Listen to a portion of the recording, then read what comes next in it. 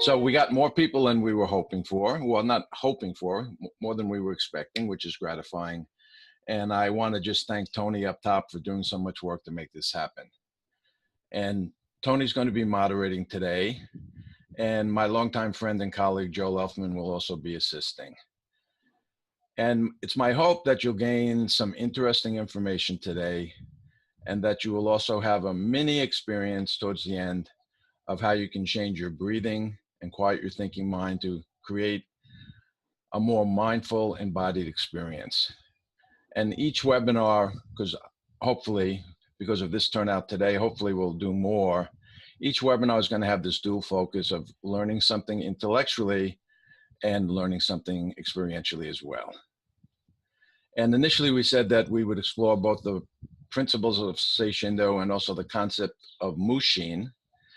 But with the guidance of Tony and Joel, I came to realize that this was way too much information to cover in one session, which is a common fault for an enthusiastic guy like myself. So with your permission, I'll focus in on embodied mindfulness, since that's the title of the webinar. And in discussing the principles of Seishindo, I'm only going to talk about the principles that relate specifically to embodied mindfulness. So we only have one path to go down. So Tony has put up a slide showing today's flow of events. I'm guessing and hoping you can all see that. And so Tony, let's please hear from you about the logistics for today. Sure. Hi, everybody. My name is Tony Padgett. I'm really excited to be here for the first webinar to help Charlie produce this. I've been friends with Charlie for more than, I don't know, Charlie, 20 years, I believe. At least. I look forward to supporting these going forwards. We also, as Charlie mentioned, we have Joel Elfman here, who's has 20 years of experience with hypnosis and NLP. Joel, would you like to say hello? Hi, everyone. So Joel will be supporting throughout as well. And just, I want to give everybody a quick, brief introduction of Charlie, just in case, probably all of you know him, but just in case. Charlie has a rather interesting life. He's been an entrepreneur and really self-employed thus his entire life. And he's lived in a variety of number of countries, Japan, and now, as he said, Thailand, and others as well. And he's actually studied a variety of disciplines that has led to the creation of what he calls Seishindo, which is a personal development discipline. He began about, 30 years ago, Charlie? Is that right? Yeah, roughly 30, 35. Okay, good. So that's a little bit about Charlie. If you want to know more, you can find out more on his website. But just a few webinar basics that are up on your screen. Everybody's muted at the moment because of the number of people. We've got now 19 attendees. So having everybody talk at once could be a little bit overwhelming. So we've muted people for the moment, and your video is also turned off. We ask if you have any questions. There should be somewhere on the bottom of your screen a raised hand. If you have a question at any time, please raise your hand. And when Charlie gets at a certain point and breaks, we'll call upon you. We'll unmute your audio only, not your video, and you'll be able to ask a question. We'll be recording this class, so we'll be sharing this on the internet so others can enjoy it as well. But if you have any concerns about your personal privacy, we would just ask that you sit, listen, and enjoy the webinar. That's about it, Charlie, for the logistics. I'll turn it back over to you to get the webinar started. Before going any further, I want to read an excerpt from a piece of prose. And the reason for such reading is to help stimulate and open up your emotional mind to the topics we'll be discussing intellectually. So the excerpt I will read is from a piece entitled Touch by Clarissa Pinkola Estes. Here it is. The body uses the skin and deeper fascia and flesh to record all that goes on around it. Like the Rosetta Stone, for those who know how to read it, the body is a living record of life given, life taken, life hoped for, life healed. It is valued for its articulate ability to register immediate reaction, to feel profoundly, to sense ahead. The body is a multilingual being. It speaks through its color and its temperature, the flush of recognition, the blow of love, the ash of pain. It speaks through the leaping of the heart, the falling of the spirit, the pit at the center, and rising hope. The body remembers, the bones remember, the joints remember, even the little finger remembers. Memory is lodged in pictures and feelings in the cells themselves. So there's that piece of prose, and it very perfectly matches the way we think about things in Seishindo. And in Seishindo, we say that embodied mindfulness involves giving tangible form via your body to your awareness of the present moment with an overall sense of acceptance. And we consider Seishindo to be a human potential discipline. And by this, we mean that studying and applying the principles of Seishindo can help you to live a more fulfilling life. Seishindo is used in coaching and various other disciplines, and we'll teach you about Seishindo coaching in future webinars if we have enough people attending. And we also consider Seishindo to be an open system.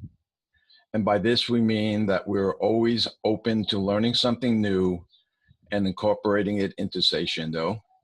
And we're also open to people adding some or all of the Seishindo principles into the systems they already work with. In Seishindo, we keep a light focus on our principles and find that various techniques wind up showing up as a result of our focus. Okay, so there's a first little chunk. And Tony, I'm wondering, anybody raising their hand yet? Maybe not, I'm not sure. Oh, let's just give a moment. If anybody has a question, there should be at the bottom of your screen a little raised hand button. If you'd like to ask a question. We have a question from Gilmore.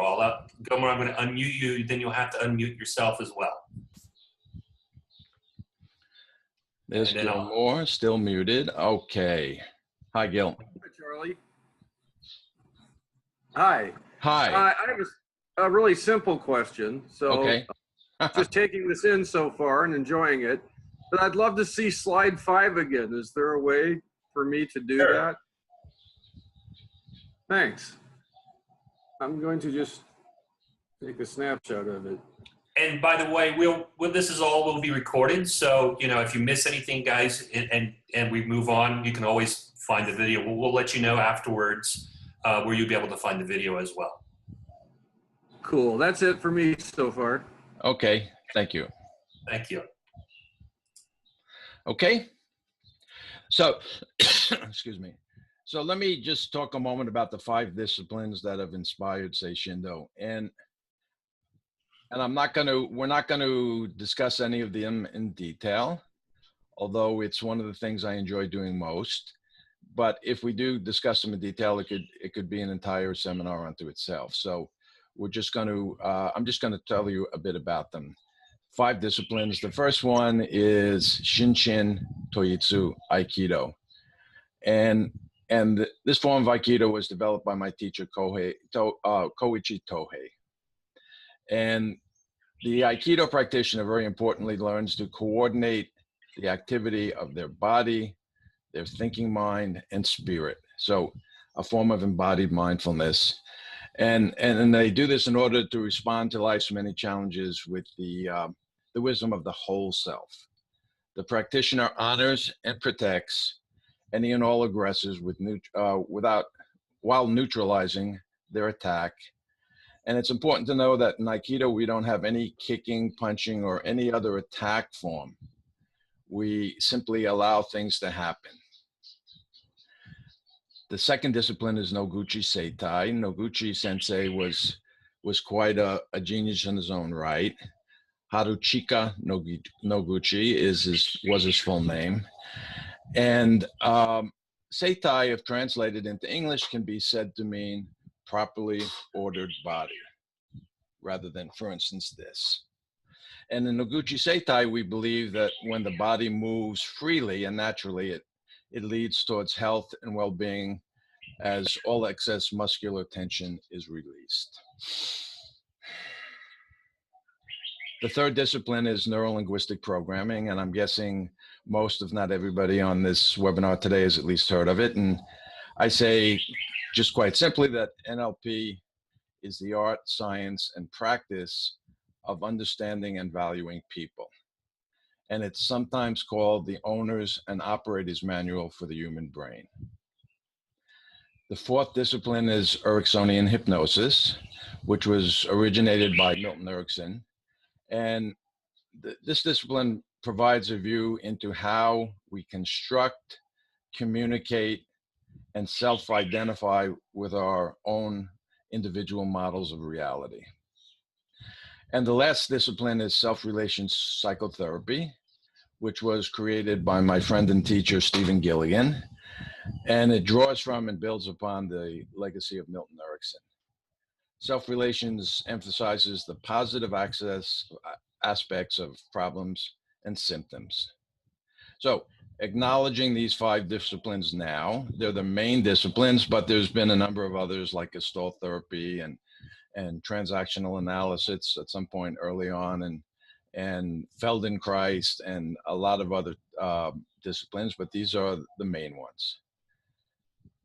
Okay, so now I'm going to go through the Seishindo Principles. We have 8, excuse me, 8 principles for today, and I'll describe the first 4, pause, and then ask if we have any questions or comments, and then go on to the final 4. So again, raise your hand via the system as I read if you want to, and then I'll answer some of your questions when I'm done with each section. So the principles that we follow. First is, life is a paradox. In order to make sense out of the seemingly contradictory information life presents us with, we need to meld the wisdom of our logical mind with the wisdom of our emotions. Logic and emotions are 2 sides of the same coin, and you can't really have one without the other. Second principle, your body holds the answer to many puzzles your cognitive mind can't comprehend on its own. Your body is intelligent, expressive, and wise. It communicates clearly and with sophistication when you learn to actually listen to it and sense what it has to say. Next, the language of your body is somatic and not verbal. The language your body uses to communicate and as it reacts to life is at least as sophisticated, systematic, and complete as the verbal language you speak. Your somatic language, which is the language of your body, forms the foundation for the verbal language patterns, memories, learned responses, and emotional makeup. So the more you understand about your somatic language, the more you'll understand about yourself. And the fourth principle, and the last in this section, is emotional digestion is an important aspect of your emotional and physical health. So the racing of your heart, a knot in your stomach, the flush of success, these and many other reactions are the way your body begins to emotionally digest and assimilate what has and is taking place. And it's important that you take the time to lovingly listen and calmly react to this communication. So that's the first 4. Going to ask Tony again. Anybody have their hand raised? Yeah, if you'd like to ask a question, I see Billy has raised his hand. 1 second, Billy. I'll allow you to talk, and then you're going to have to unmute yourself. Which he just did. Good. Hi, Billy. Hey, Charlie. It's great to see you. So this is an enormous question, and you can take whatever shot at it you like. It seems to me that you're getting into big things around body and mind, and also you're making a distinction of somatic that seems to not include thinking. So some versions of somatic would say it's the wholeness of thinking, feeling, and acting.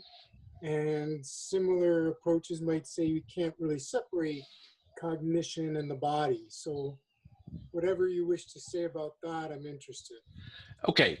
So you use the word cognition, which I won't try to define at the moment, but I think it's certainly quite different than thinking. And so what happens is when we're first born, we have this somatic language. The youngest possible baby has a somatic language and a way of understanding the world. And if indeed we had 3 arms or 4 eyes or something, I think we'd have a very different verbal language, because we'd have a very different somatic language. And when we're in a flow state, or when we're embodied and mindful, there's other ways we can use the term, we're not thinking, or at least we're not thinking in the way that we normally think. So for instance, I have a couple of very strong memories in Aikido when, like when I was teaching, and I almost came very close to hurting this student because he just literally collapsed on me, and I had to do this quite interesting move, and he turned out all right, and it's seared in my memory. I did that move. I did everything was necessary. I didn't do it I didn't need to think first. And in fact, like I also play music, and if you're thinking and playing music at the same time, it's 2 very different rhythms, and the music will sound kind of stilted. So that's a bit of an answer. What do you think, Billy? Thank you. Did I do a reasonable job? I mean, we could spend the rest of the hour playing with this, so I think Yes. It's good to make some of those distinctions. Yes. And what we mean by thinking and so forth. Thank you.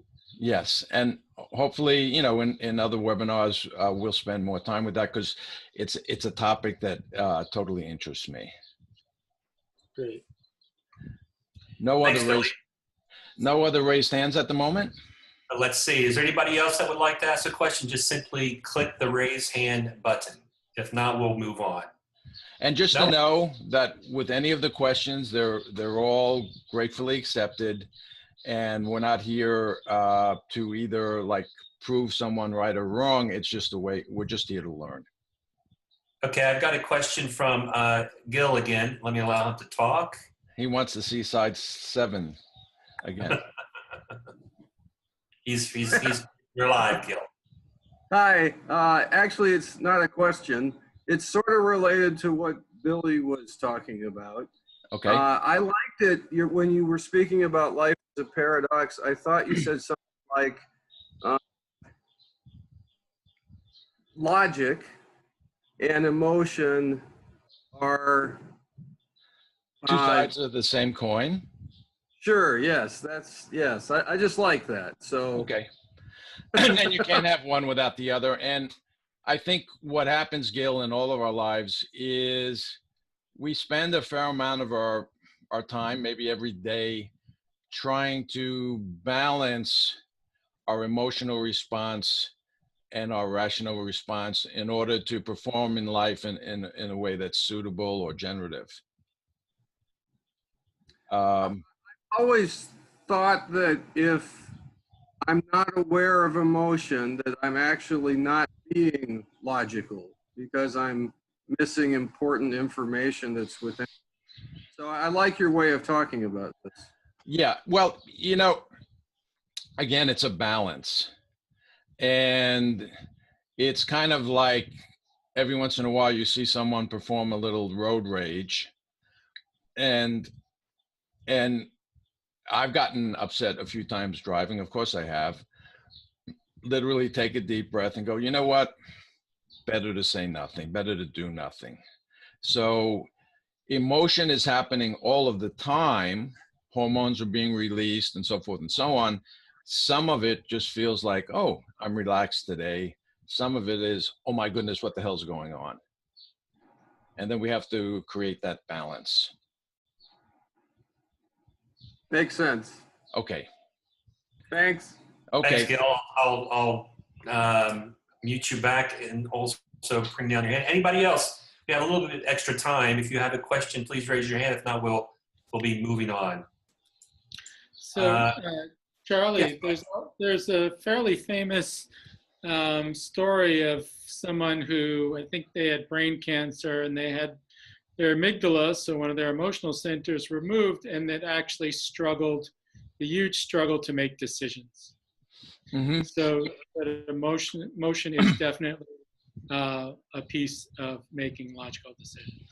Yeah, you know, I've taught a little bit of sales training in my life. And one of the things we say, people like myself say, that is every single decision you make has some degree of emotion in it. And often use the example of someone going to buy a car. And they might show up with a list that is asking about mileage and so forth and so on. But in order for them to actually choose one car instead of another, there's some little emotional pull that's going to draw them to the car. And that's why in sales, we say, find a way to tap into the emotions of your client. So, so yeah, and having part of your brain removed, I'm sure can make life a lot more difficult. Great. There are no other hands raised, Charlie, so I think you can proceed. Okay, so here's the last 4 principles. Pain, stress, and disease arise from excess energy trapped in the body. And this is something I directly learned through studying Noguchi Seitai. So it's common to tense up and restrict our breathing when we feel that something is going wrong, particularly if we feel like it's going really wrong. And once the event is over, we often don't fully release our muscular tension and breathe fully again. And we thus wind up with what I call residual tension that traps excess energy in the body and lessens our ability to react to new challenges and can lead to various forms of illnesses, particularly what is sometimes called psychosomatic illnesses. So the Japanese say, a cup that is already full can't hold any further tea. And when we're tense, we're already filled up. Learning how to release your excess energy so you can ready yourself for new challenges is an important aspect of maintaining your physical and emotional health. Next is that expansive awareness leads to greater potential. The more you're aware of yourself, those you're in relationship with, and your surroundings, the greater your potential to live in a life-affirming, solution-oriented manner. If you're overly focused on what might go wrong, you'll miss out on much of what life has to offer you. So the suggestion is to expand your awareness, and you will expand the capacity to live a fulfilling life. Next is that expansive breathing is a critical aspect of your physical and emotional health, very much related to expansive awareness. Oriental philosophy says that a frightened man breathes from his chest, a confident man breathes from his stomach. And when you breathe from your stomach, you're able to take in copious amounts of oxygen and fuel your capacity to live life to the fullest. You wind up thinking less while accomplishing more, which means you wind up being embodied and mindful, or at least much more than usual. And the last principle for today is what we call living calmness. When you're calm, you foster a release of muscular holding patterns, which leads to a calming of your nervous system and physiology and a greater awareness of the moment. When you calm your physiology, you greatly increase your ability to be mindful and feel embodied. So, okay, now it's time to have a little fun. And I hope everybody's ready for that. And we're going to do a breathing exercise I created a long time ago on my website. And on my website, it's called Mushin breathing. But for today, we can also think of it as an embodied mindfulness exercise, because it will help you to give tangible form via your body to your awareness of the present moment. And you might find that doing this exercise is a bit like learning how to dance. And I can remember when I was 14 years old, I took some dance lessons. And I remember specifically in learning how to do the cha-cha. 1, 2, cha-cha-cha, 3, 4. And I was pretty stilted in the beginning, and I remember feeling quite awkward. But as it turned out, I also wound up being one of the stars of the show at my first high school dance. So if you feel a bit awkward, that's only natural. But in the long run, you will be glad you gave it a try, I think, because as a beginner, very important, there isn't any way to do it wrong. Might be an interesting concept for some of you.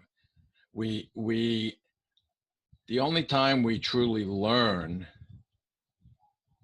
are the times that we make mistakes and then adapt our behavior or thinking based on those mistakes. And then just one other thing, if you choose to not actually take part in the exercise, that's also fine. Just sit and watch, and hopefully you'll also enjoy that, and the choice is up to you. Again, no wrong way to do it, no wrong way to not do it. So the exercise involves doing some simple movements done while coordinating the movements you'll be doing with your body. With your breathing, sorry.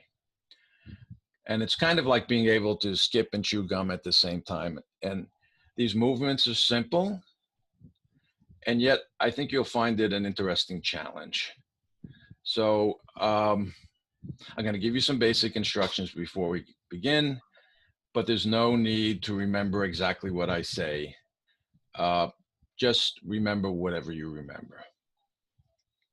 So all the breathing we do today in this exercise is going to be done through the nose. And that's very important to keep in mind. You breathe in through your nose and go ahead internally count to 4. Or if you count quickly, you could even count to 6 or something, but it's kind of like breathing. I can't breathe and count at the same time. I'll just do the counting now. 1, 2, 3, 4. Right? 1, 2, 3, 4, and then pause. So 1, 2, 3, 4, pause. 1, 2, 3, 4, pause. You don't have to say pause, but we're going to pause because when we're breathing naturally, the way I think of it, it's kind of like a figure 8 pattern. Rather than in and out, it's in, a little bit around, out, a little bit around. Okay, so pretty simple, I hope. And so we're going to make 4 simple movements that you coordinate with your breathing. And again, you don't have to worry about remembering all of this because I'm actually going to be doing the exercise on screen and you can follow me. So the first movement is you're going to roll your head back as you count 1, 2, 3, 4. Pause, you'll be inhaling, huh? And then exhale through the nose as you count to 4. Once again, pause. Inhale, down, pause, exhale on the way back. Right, so this is the first basic movement. Second basic movement is simply to twist your head and only your head for the first time, not the trunk, not in the first movement. So inhale, count to 4, pause, exhale, back to center. Inhale, count to 4, pause, exhale, back to center. So that's the second movement. Third movement, this time we twist with the trunk as well as the head and neck, and look behind you as you can. Pause, back to center. Twist, pause, back to center. And we're going to do each movement 4 times, but it'll be my job to count that and go on to the next movement. And sometimes even I lose count. It's all perfect. So that's the third movement. The fourth movement is bringing your left ear down close to your shoulder and back, your right ear down close to your shoulder and back. And importantly, you keep your shoulders fairly level. So it's not this, it's this. And I doubt that anybody's going to be able to touch their ear to the shoulder, but you're not hoping to do that, but just do your best. So follow along as best you can, giving yourself permission to learn as you likely make maybe even many mistakes. And let's just see what happens for you. And if my explanation during the movement is a tiny bit longer or shorter than the actual what you're doing, just continue to follow along with me, please. Okay, so here we go. I reset myself. So exhale to prepare. Inhale through the nose as you go back, 2, 3, 4. Pause. Inhale, coming back to center. Pause. Inhale as you go down, 2, 3, 4. Pause. Exhale as you come back, 2, 3, 4.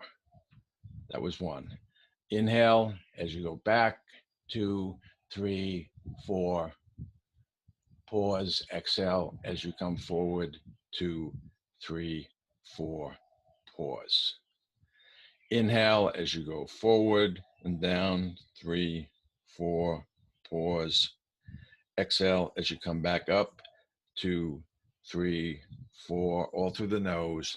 Inhale as you go back, 2, 3, 4. Pause. Exhale as you come back to center, 2, 3, 4. Pause. Inhale as you go down, 2, 3, 4. Pause. Exhale as you come back, 2, 3, 4. Pause. The last one, inhale as you go up, 2, 3, 4. Pause. Exhale as you come back, 2, 3, 4. Pause. Inhale as you go down, 2, 3, 4. Pause. Exhale as you come back, 2, 3, 4. Pause. Inhale as you twist, 2, 3, 4. Pause. Exhale as you come back, 2, 3, 4. Pause. Inhale as you go round to the other side, 2, 3, 4. Pause. Exhale as you come back, 2, 3, 4. Pause. Inhale as you go round, 2, 3, 4. Pause. Exhale as you come back, 2, 3, 4. Pause. Inhale as you go round, 2, 3, 4. Pause. Exhale as you come back, 2, 3, 4. Pause. Inhale as you go round, 2, 3, 4. Pause. Exhale as you come back, 2, 3, 4. Pause. Inhale as you go round, 2, 3, 4. Pause. Full breathing, 2, 3, 4. Pause. Inhale, 2, 3, 4. Pause. Exhale, 2, 3, 4. Pause. Inhale, 2, 3, 4. Pause. Exhale, 2, 3, 4. Pause. New movement. Inhale, twisting, 2, 3, 4. Pause. Exhale, 2, 3, 4. Pause. Inhale, 2, 3, 4. Pause. Exhale, 2, 3, 4. Pause. Inhale, 2, 3, 4. Pause. Exhale, 2, 3, 4. Pause. Inhale, 2, 3, 4. Pause. Exhale, 2, 3, 4. Pause. Inhale, 2, 3, 4. Pause. Exhale, 2, 3, 4. Pause. Inhale, 2, 3, 4. Pause. Exhale, 2, 3, 4. Pause. Inhale, 2, 3, 4. Pause. Exhale, 2, 3, 4. Pause. Inhale, 2, 3, 4. Pause. Exhale, 2, 3, 4. Pause. New movement. Inhale, 2, 3, 4. Pause. Exhale slowly. 2, 3, 4. Pause. Inhale. 2, 3, 4.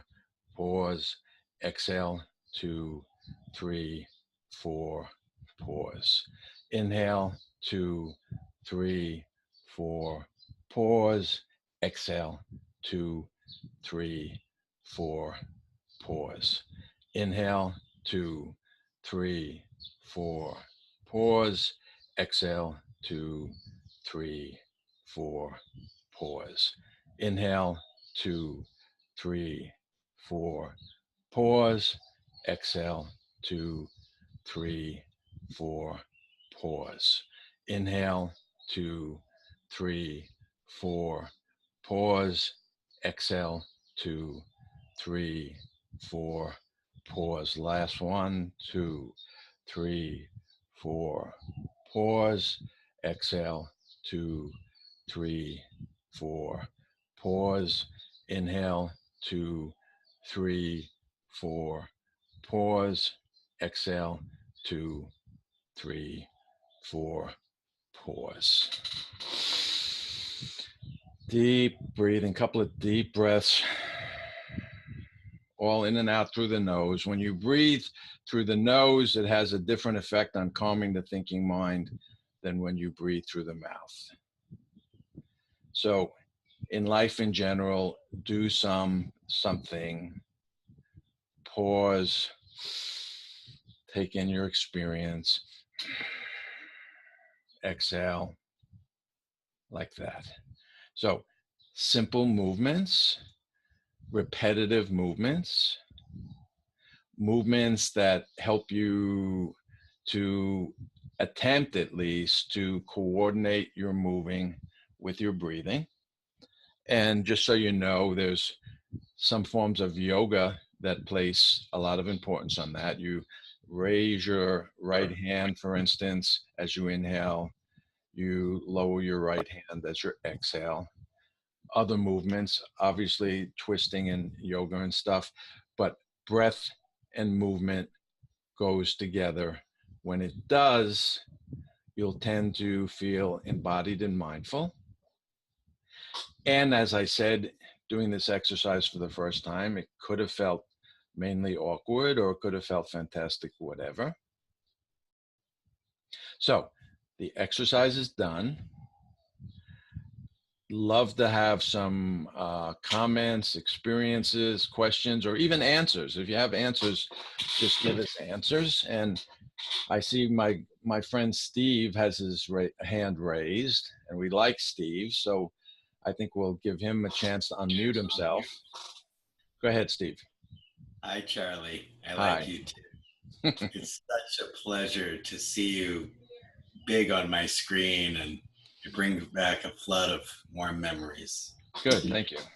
I really love this exercise. All the talk beforehand, blah, blah, blah. But man, as soon as you started, and I call it chanting, like you chanted the numbers and the breathing, I just dropped into this very light trance. And it was an amazing feeling because at first it was me moving my head and breathing very purposefully with just enough to keep my mind busy, like just enough. Yes.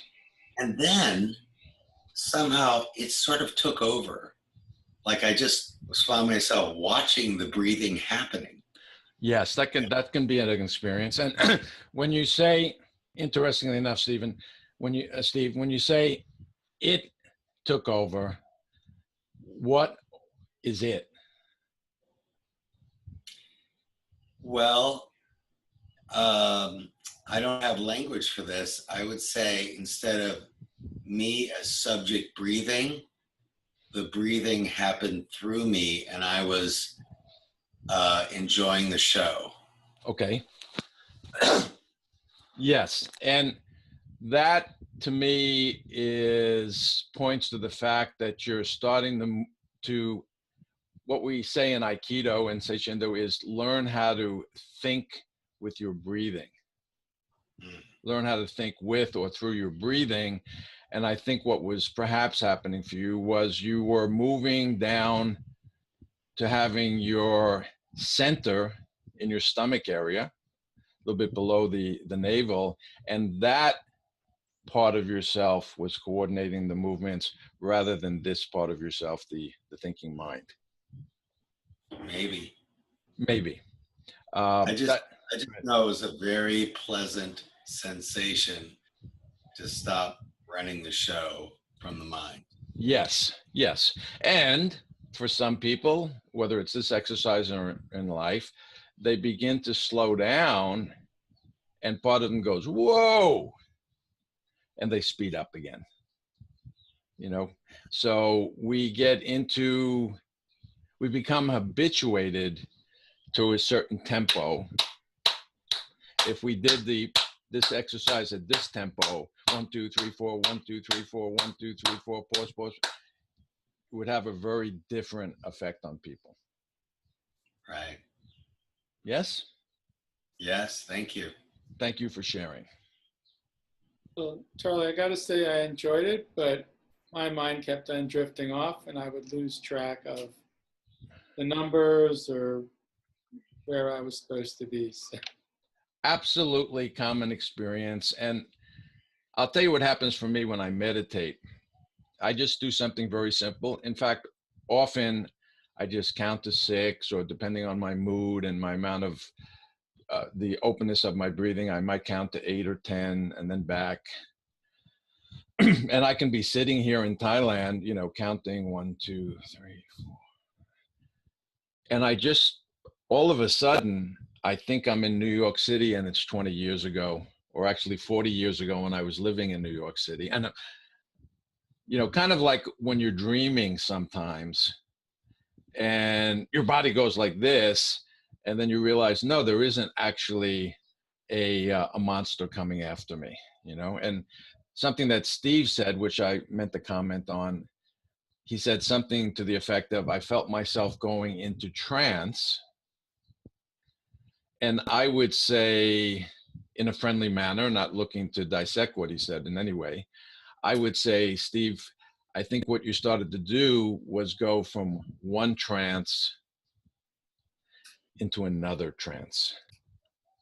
Because I think in some important way, we're in all the time is some form of trance. And the only really important thing is it a generative trance? Does my life work well when I'm in this trance? Or does my life not work well when I'm in this trance? So it takes us into a different trance. We take ourselves into a different trance.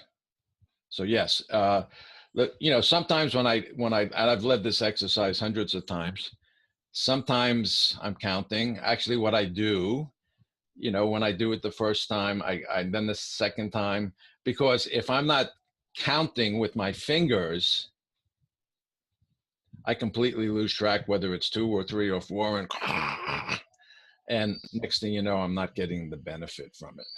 Hi, Charlie. We've got a question from Vaughn, if you're okay to take a break for a second. Sure. Okay. There you go. Thank you. You were talking about when you've taught this exercise in the past, and you know, I've taken some of your work and extended it into trainings that I've provided to social workers and various human services professionals. And when I do breathing or centering exercises with people, sometimes I don't know if it's my perception of feeling a little bit nervous about teaching something that's simple, or if it's the reaction I'm getting from the crowd that I've noticed, I'd say over the last decade in particular, the human services field has embraced more of an acceptance of mindfulness, though I would contend they have not yet taken on the idea of embodiment. So when I'm teaching or sharing centering and breathing exercises, I often find I get wrapped up in my own wanting to rush through it, or maybe feeling pressure from the audience to get it moving so they can get whatever they came to the training to get. However, I think your breathing exercise is excellent, and I want to know how have you experienced that, delivering it to maybe an inpatient crowd, or how do you keep your own pace and center when you're teaching something that is a little bit repetitive, but in that repetition there's depth? Okay, so first of all, like I've had a lot of training in hypnosis, and I'm actually certified as a hypnosis trainer. And I remember in one class, we were doing this simple exercise that's called the Betty Erickson 3-2-1. And we were working in small groups.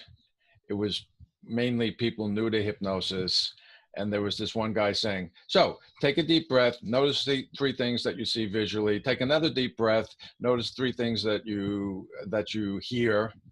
And it was at such a pace that instead of feeling mellow at the end of the exercise, everybody felt kind of like, you know? So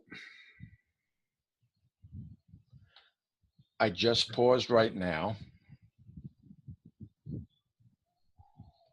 And you notice I took a second pause right there. And I suggest that everybody that would like to take a deep breath right now. So one of my Aikido teachers used to say, I want to help you get out of your chipmunk mind into your somatic mind. 1, 2, 3, 4, pause. 1, 2, 3, 4, pause. So do these exercises enough on your own to where they feel quite natural to you, and you start noticing yourself changing. And then, yes, I mean, most of the people know me at least a little bit that are on the webinar today. And I'm totally fine if some people go, well, I found that not so interesting or whatever. It's like, good, let's discuss it. So, you know, in Aikido, we talk about the defense of no defense. So that we're inviting critique. And when we invite critique, it's very different than if we're kind of emotionally sitting like this and somebody critiques us, then we're pushing against it. So when we invite critique, because nobody's right, nobody's wrong, we're engaging in an activity that for some of you will be new. And at this point in time, there's been a lot of scientific information that points to how helpful such exercises and meditation can be. Yeah, one? Yeah, that makes a lot of sense. Okay. It's exciting to see mindfulness catching on in popular culture and neuroscience. But don't get too excited. Okay, thank you, Vaughn. I think, Charlie, we got a couple more questions here. Yeah, my friend Stephen. Oh, Stephen, okay, sorry. Because I haven't spoken to Stephen in a long time. Okay. Stephen, you're on air. And you need to yeah, you go. There you go. Charlie, I Yes. just wanted to let you know that it is an absolute delightful pleasure to see your face, even though you're not the best looking guy, but to see your face on the screen. And I really miss you, man. And I'm so happy you're back at the business you're good at. In terms of this exercise, what helped me, because I've actually done this exercise before on my own, but it is not as effective for me. Talk through it. So I don't have to do the counting 1, 2, 3, 4. I don't know if that makes any sense, but yes, that's my comment. And again, love you, man. So happy you're back. Yeah, bless you, brother. Stephen and I know each other for about 48 years or so. Yeah, it's been a long time. Oof. You know, and I was only like 4 years old at that time, and Steve was already 20. But yeah, we've known each other for a long time. So, you know, one of the most important things in life, Stephen, I think, is what we call human presence.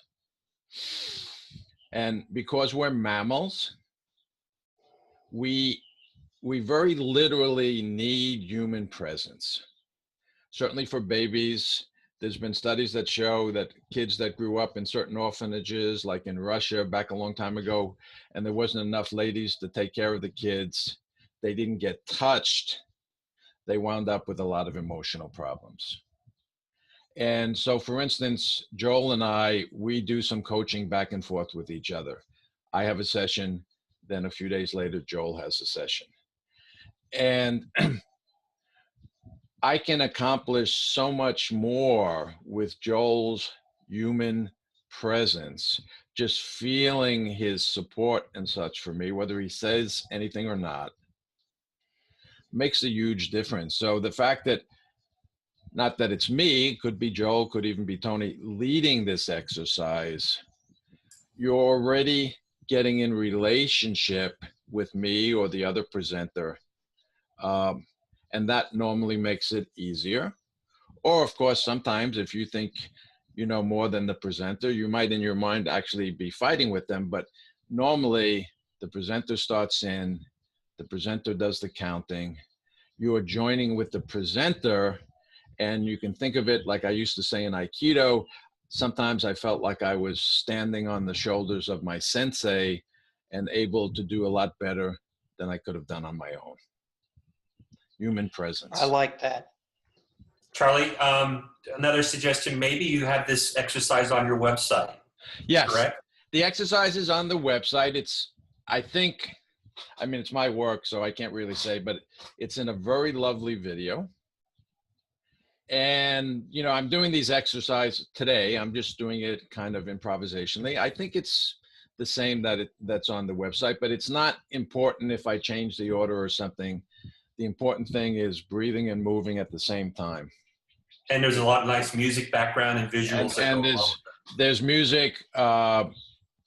There's music composed by a very good friend of mine specifically for each exercise. So you can find it on the website, and we're going to be sending you some different documents and stuff when the webinar is over. So you'll find it easy to find this Mushin breathing exercise. Let's try Connie. Well, just 1 second. There's a couple people to put a few notes here in text real quickly.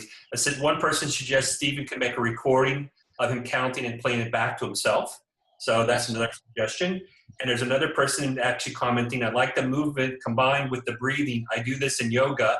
So this is a reminder that it can be done as a simple movement. Breathing exercise that one can do in any circumstances. Nice. So a nice comment from Barbara. And that's just so I know, because I'm new to this platform, Tony, is that down in Q&A? Yes, that's right. Okay, cool. I'm just kind of capturing those as they come along. Yeah, fantastic. Since we don't have a chat. Yes. So depending on what people have studied, could be certain forms of dance, yoga, any form of mindfulness.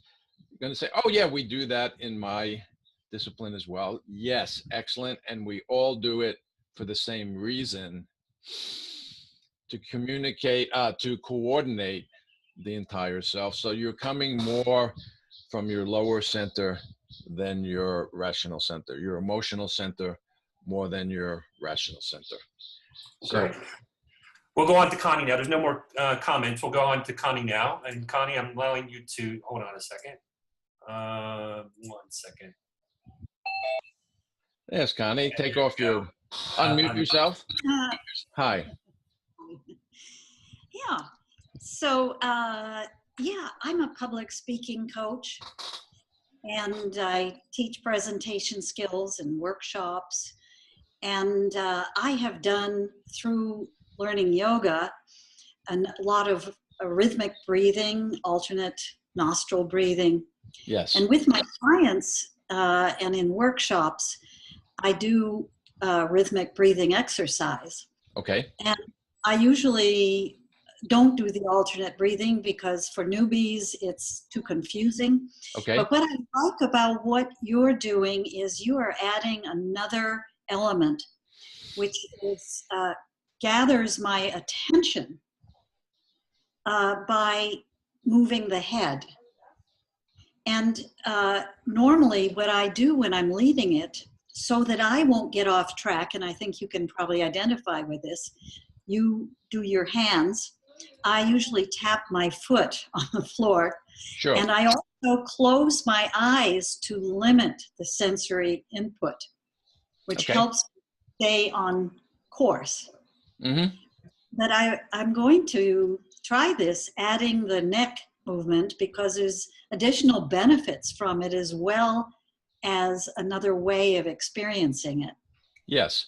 And I would suggest that you play with, certainly when you do this exercise, that you do it with your eyes open, because chances are that's the way you live at least half of your life, is with your eyes open, so that it leads you to be able to center even when you're involved in activities. Yeah, thank you. Okay. So I think, Tony, your suggestion, of course, but I think if we're going to finish close to on time, I'll just start with some key takeaways for today. Sure. Let me share the screen one more time, guys. Bear with me. And while he's doing that, I hope I've given you a taste of what embodied mindfulness can be like, and that you have furthered your understanding of how you can give tangible form to your awareness of the present moment with an overall sense of acceptance to whatever happens, whatever transpires. And it's kind of like we've pointed towards this new direction for you, and hopefully you'll follow up and find yourself arriving. So 6 points that I think would be great if you take away from today are this. One is the body's a multilingual being, and it speaks to you via changes in breathing, posture, heartbeat, and many other sentences. So please take the time to learn that language. The second point is your body is communicating with you at every given moment in time. So please learn to sense and respond to what it's saying. The third point is that, well, one question you might likely want to explore on an everyday basis is, how can I maintain awareness of my body while being actively involved in my day-to-day life activities, which was my suggestion about doing the exercise with your eyes open. 4 is you'll do well to learn how to meld the wisdom of your logical mind with the wisdom of your emotions. And when you do so, life will unfold gracefully and much more gently than usual, and it'll be kind of like folding and unfolding a piece of origami. 5th point, you can change your breathing and posture to create a more emotionally rewarding, solution-oriented experience. And that will be an important learning for a lot of people. By changing your breathing and your posture without the need to talk about what's going on or what has gone on, you'll change your emotional experience. And the 6th and final point is life is to be enjoyed. Pain will likely enter your life at times, but suffering due to the pain is an optional experience that you can choose not to take part in. So here we are at the end of the webinar actually, and I hope you've enjoyed yourself today, and please let others know if you have, because I'd love to have these webinars continue. And if there's enough interest, we're currently thinking about having one public webinar a month, every month. So we'll let you know about that, and we'll send you a very short 2-minute survey today or tomorrow. And we're going to be sending, what else are we sending them, Tony, please? We'll send us a quick survey if you all don't mind, please, to help us improve, as well as we'll give you a link to the video as well, and these show notes that we had today. So just wondering, and of course, maybe some people on a tight time schedule, and the official part of the webinar is over. Anybody else want to say anything else before we sign off? Okay, there's Bernadette. Bernadette. You're on, Bernadette. Charlie? Yes. Great. Just wanted to say thank you. I believe I emailed you a while ago when you sent out this invitation. I miss your podcast. I miss your podcast, and I have a couple of them saved onto my phone, but I look forward to some future practices, and I just wanted to say thank you. Thank you. And yes, there's a lot of, well, Tony and I think so. There's a lot of great information on my website, exercises, podcasts, and stuff. It's hopefully a treasure trove of information. Anyone else before we sign off? Thank you, Bernadette. Charlie, there's one question from Steve that was typed in. When we do the breathing exercise, is there a particular thought or intention you recommend that we hold in mind? You begin with some very general intention, and I like to state it as if it's already accomplished, like, I'm feeling great today. And then very purposely keep to the counting and let the I'm feeling great today happen on its own. And hopefully in another webinar at some point in time, we'll talk about what I call background processes, is set an intention, let it seemingly go, and you'll find that at some point in time you accomplish it. So that would be my suggestion for that. Okay, anyone else? Final, maybe a hands up. If not, I have nothing left in the queue. I think we're finished for today, Charlie. Okay, so again, thank you. Hope you've enjoyed yourself, and I hope to see many of you soon. God bless. Thank you.